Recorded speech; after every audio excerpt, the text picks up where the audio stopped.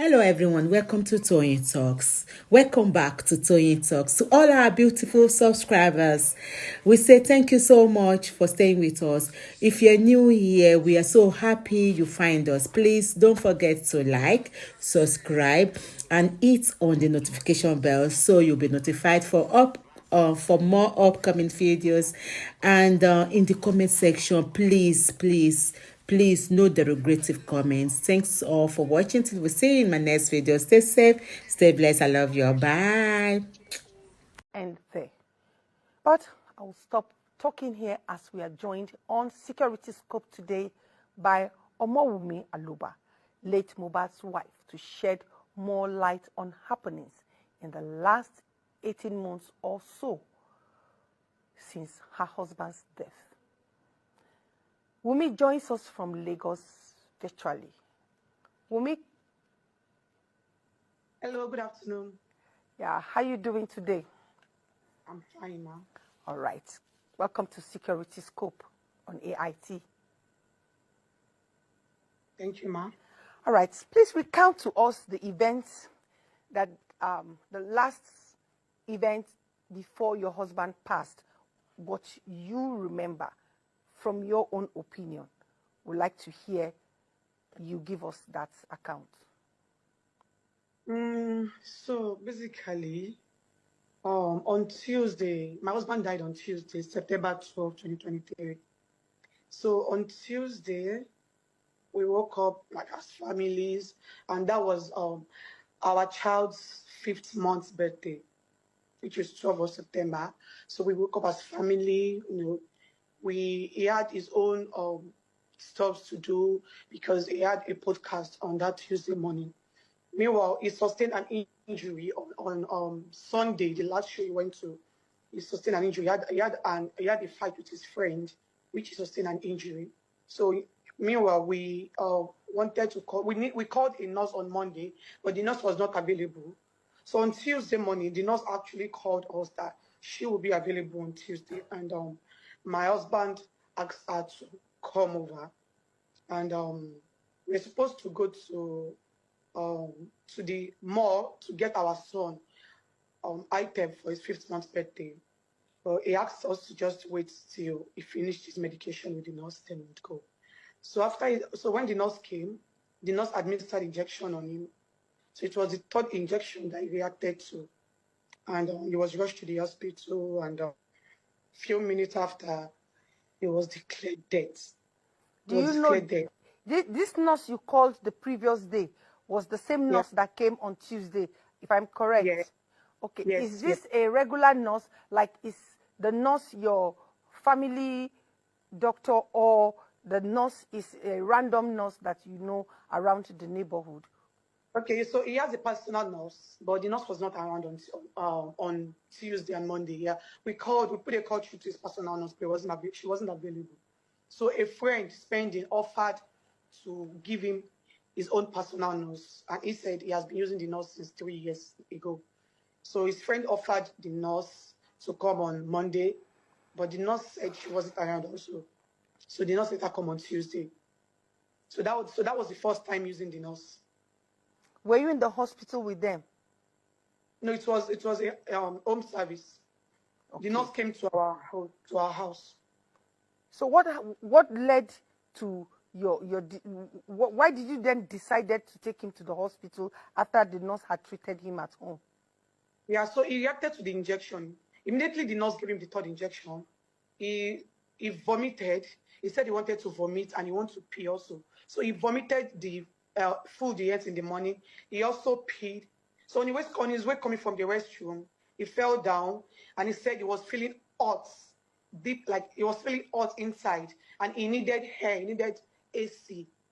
And he also asked us to pour him water because he's feeling hot, and he started reacting, he started having bumps, good bumps on his body, and we poured him water, but he said he was not comfortable still. So when we got to realize that the condition was getting worse, so we had to rush him to the hospital. So basically, it was the injection that reacted on his body that led to us taking him to the hospital. Okay. Well, so far so good. What has been the relationship between you and Mohbad's father? our relationship has been, it has been so like, it has been some nothing to write home all about. Why so? Because um because of it's basically because of my husband's royalties and all of that. He wants to be in control of everything he left behind. He doesn't want to understand the fact that he has a child. He wants to be the one in control of everything, and um my husband's lawyer is trying to act based on the law, but he doesn't want it. He wants to be in control.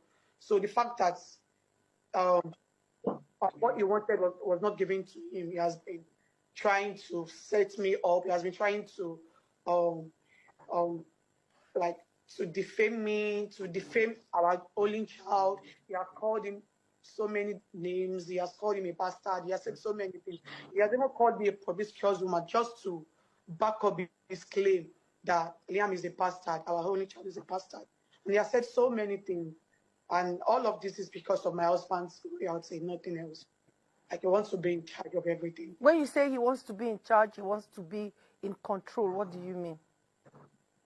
What I'm trying to insinuate is that he doesn't want anybody to question him. Like he wants to be the one to he wants to be the one to be in control of everything my husband left behind, including the blinded property he got for our child, because he has been requesting for it from the day my husband died up to this moment. So he doesn't want anything to be with anybody. He wants, like, including the landed property, the royalties, to be in his demand. Like he wants everything to be in his care. Okay, And I get and that. he'll be able to give whoever he wants to give willingly. He doesn't want anybody to force him or query him when it's my husband's property. All right. You just mentioned a while ago that your father-in-law does not believe that Liam is his grandson. No, I never said so. He believed Liam is his grandson. He knows 101% that Liam is his grandson. So why is he demanding for a paternity test? Because after my husband's demise, he called my husband's lawyer. Not even called. He has been saying it from the moment he saw my husband's body. He has been asking for everything that belongs to my husband: his car, his phone, everything. So he has been calling he told my husband's lawyer that my husband's lawyer should give him everything that is in his care that belongs to my husband. So my husband's lawyer said it cannot work that way because my husband left a child, that every damn thing will be done according to the law. So he does not want it. So he said is either he is in charge of everything, or he will go all out there to destroy me. And that is what he has been doing.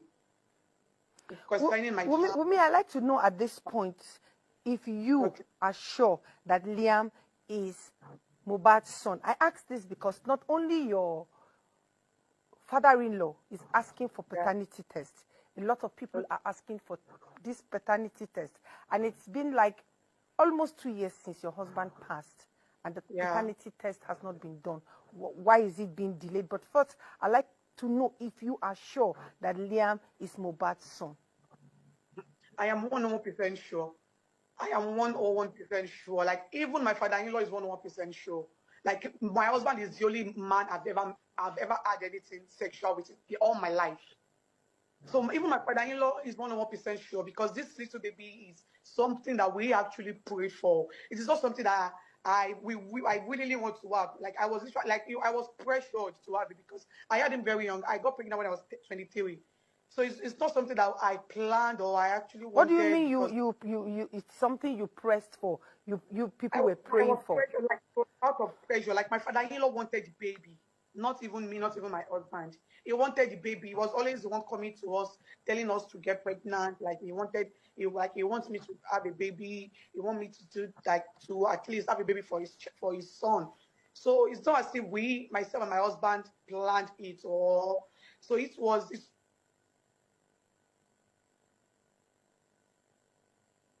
We had a dream that I would be pregnant and the baby would be a boy, and when he grow up and that the baby will be the one to buy his coffin. Like he said, the Holy Spirit tells him.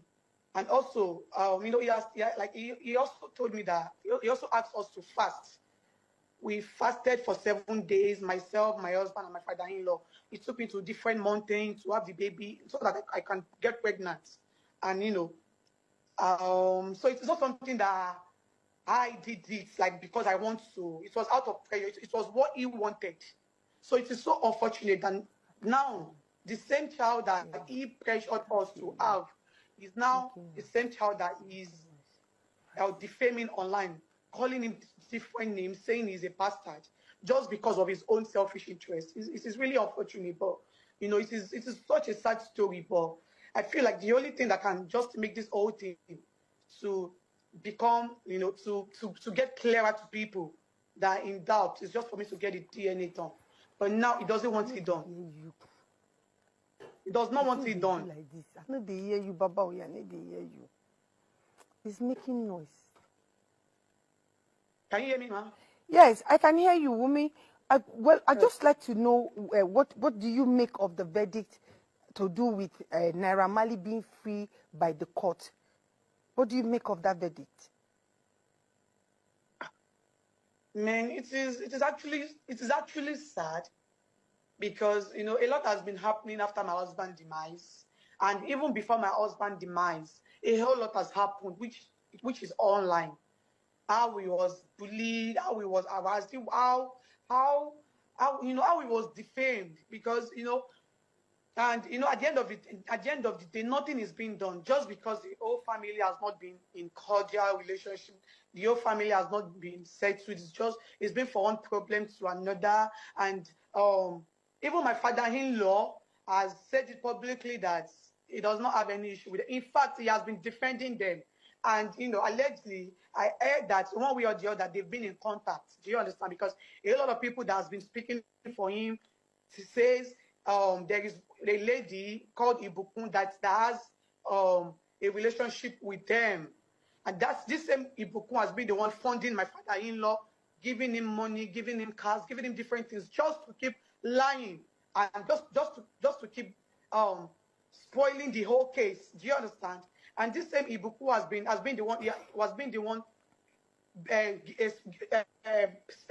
giving the suspect money just to come out to defame me and a lot of things.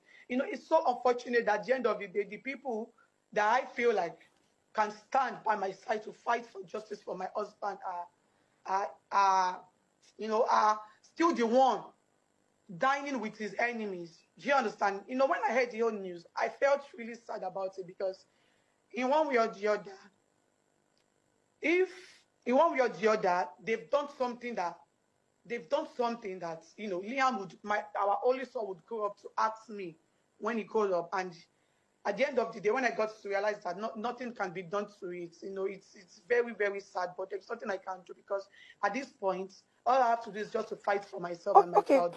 Okay, Wunmi, I've heard all that you have said concerning the court verdict and how some of the circumstances or the relationship with your husband and Naira Marley could have been investigated more.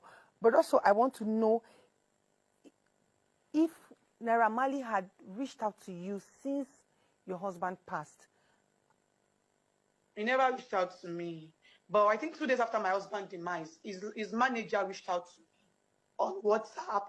She was trying to, she sent me a text. She said, we should settle all of this amicably as families, that Liam is such a fine boy and they'll make sure that they take good care of him. She tried to call me, but I did not pick up. So, I think, yes, that was the conversation she sent to me. But I didn't respond to her, and since then, they've not reached out. So it's just since then. So from then, it's been from one bullying to another. A whole lot of people has been coming for me, and these same people has been trying to exonerate them, but they are coming for me. Do you understand? So one way or the other, I feel like they have something in common.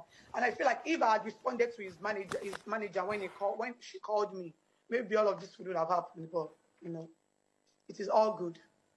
Okay, I'm sure that you also know that there are many people who believe you know more than you want to tell the world about the last moment of your husband alive.